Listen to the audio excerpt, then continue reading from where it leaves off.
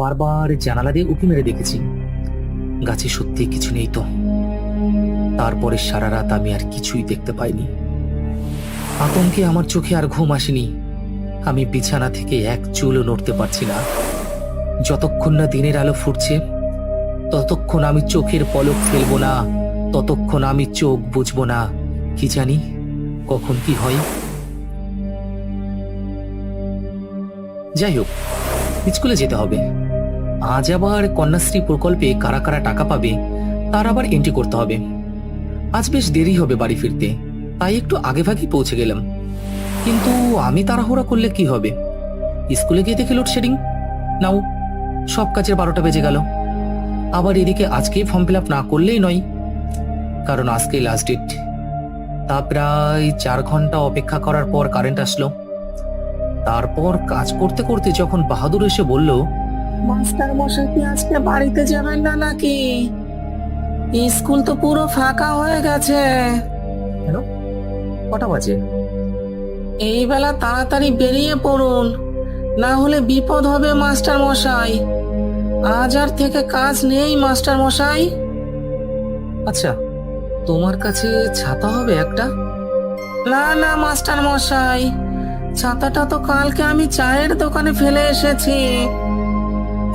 এই বৃষ্টিতে কি করে বাড়ি যাবেন মাস্টার মশাই?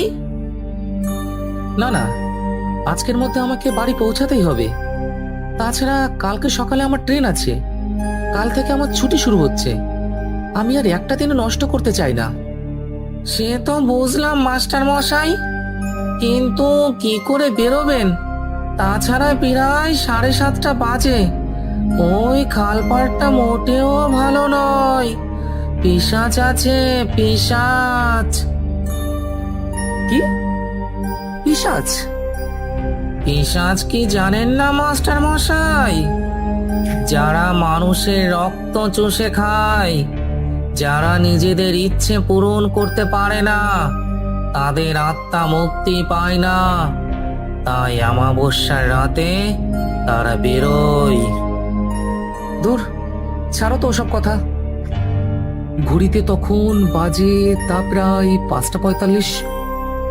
সর্বনাশ, এবার তো ওই খাল আমাকে সন্ধ্যা বেলাতেই বেরোতে হবে। কম্পিউটার বন্ধ করে অফিস থেকে বেরিয়ে এসে দেখলাম আকাশে মেঘ কালো হয়ে এসেছে। এই বৃষ্টি আসলো বলে, অথচ একটু আগেই রোদ ঝলমলে আকাশ ছিল। বলতে বলতে আকাশ ভেঙে বৃষ্টি পড়তে শুরু করলো। তার সঙ্গে ঘন ঘন বাজ পড়তে লাগলো। এইবার এই বৃষ্টির মধ্যে কি করে বেরোবো? এ তো মহাবিপদ। এখন নীরব দর্শক হয়ে দেখা ছাড়া আমার আর কোনো উপায় নেই। যত সময় এগিয়ে চলল, বৃষ্টির বেগও তত বাড়তে লাগলো। বৃষ্টি থামার কোনো নাম নেই। বাহাদুরের কথা শুনে বুকের ভেতরে কেমন যেন একটা শীতল রক্তস্রোত বয়ে গেল। বাহাদুরের এই বাজে গল্পটা শুনতে শুনতে লক্ষ্যই করিনি কখন যে বৃষ্টিটা পুরোপুরি থেমে গেছে। যা 2-1 ফোঁটা পড়ছে তা গায়ে লাগার মতো নয়। তাই আর কাল বিলম্ব না করেই বেরিয়ে হাঁটতে শুরু করলাম। যখন চলে আসছি তখন লক্ষ্য করলাম বাহাদুর কি যেন একটা বলতে গিয়ে থেমে গেল। আমাকে একা পেয়ে ভূতের গল্প শোনাচ্ছে।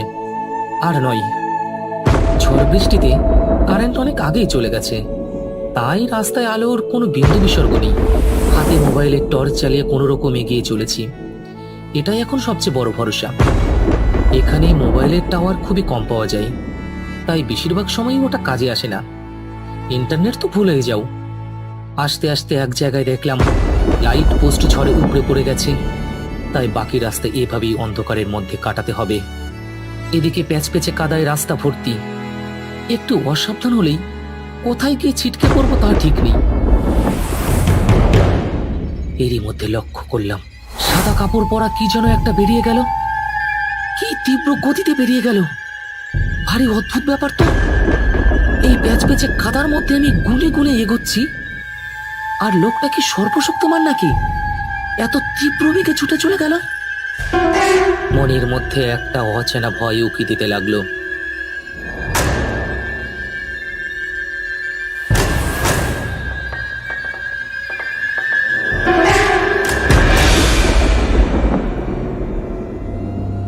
সঙ্গে সঙ্গে একটা বাজে গন্ধ নাকে আসতে গাটা যেন গুলিয়ে উঠল।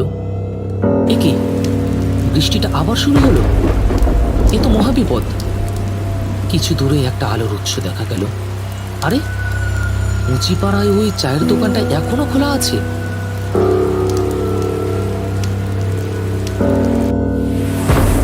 বৃষ্টির বেগ এত বেশি যে ওইটুকু যেতে যেতেই ভিজে গেলাম। দেখলাম কানু মণ্ডল দোকান খুলে বসে আছে। এই বৃষ্টির মধ্যে কে আবার চা খেতে আসবে? আমাকে দেখি সে একটু বেশ অবাক হয়ে বলল, আরে মাস্টার মশাই যে এত রাতে এখানে? আসলে আমি বৃষ্টিতে আটকে পড়েছিলাম, ভাবলাম থেমে যাবে, কিন্তু কি করে জানবো এত দেরি হয়ে যাবে। আপনার অবস্থাও আমার মতন দেখছি। সবে দোকানে ঝাঁপ ফেলে বাড়ি যাব, তার মধ্যে আবার বৃষ্টি নামলো। এক কাপ চা হবে? নিশ্চয়ই মাস্টার মশাই, আপনার জন্য সব হবে। আপনি বসুন। চা খেতে খেতে আমি আর দোকানদার এই আলোচনায় করছি যে গ্রামের মানুষের কত কষ্ট। পঞ্চায়েত থেকে রাস্তা তৈরি করার জন্য টাকা পাই, কিন্তু সে টাকা কোথায় যায় কেউ জানে না। এরই মধ্যে একটা সাদা চাদর মুড়ি দেওয়া লোক এসে হাজির হলো। লোকটাকে দেখে মনে হলো যে এই লোকটা একটু আগেই আমার পাশ দিয়ে দৌড়ে বেরিয়ে গেছে। লোকটা আমার সামনের বেঞ্চটায় করতে হেলান দিয়ে বসলো।